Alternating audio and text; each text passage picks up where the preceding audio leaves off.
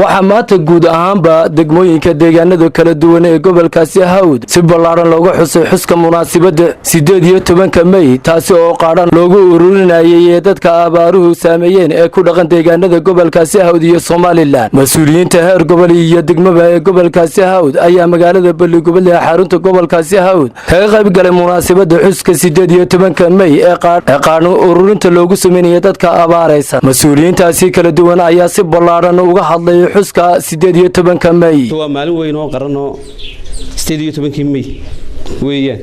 awalkii hore waynu dabaaldegi jir maanta waxa layna yiri qaadaan ururin ha loo bedelo dadkeena tabaalaysan ha loo bedelo aniguna waxaan ku darayaa 3 milyan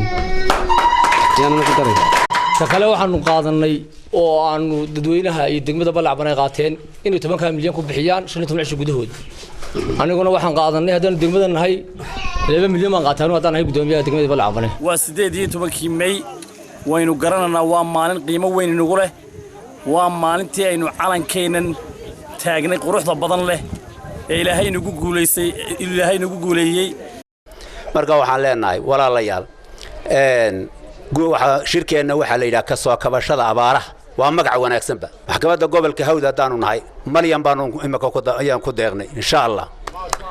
maanta waa maalin qaali ah waxa weeyaan maalintii 18 May oo aynu bedelay qaaraan ururin dadka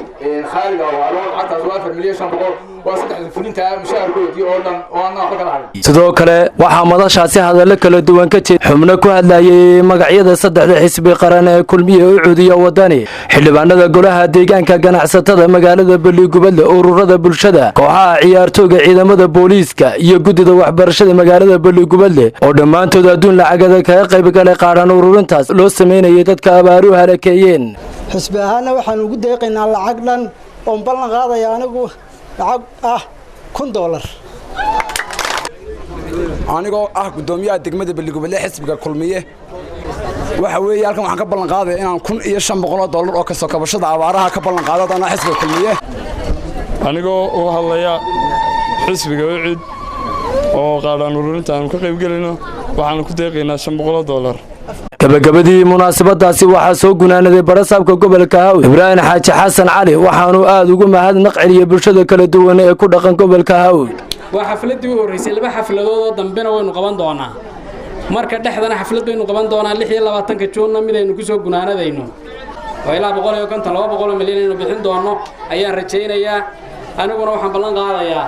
waxa dhinmay dambena aan u baabuxinayo laga rabaa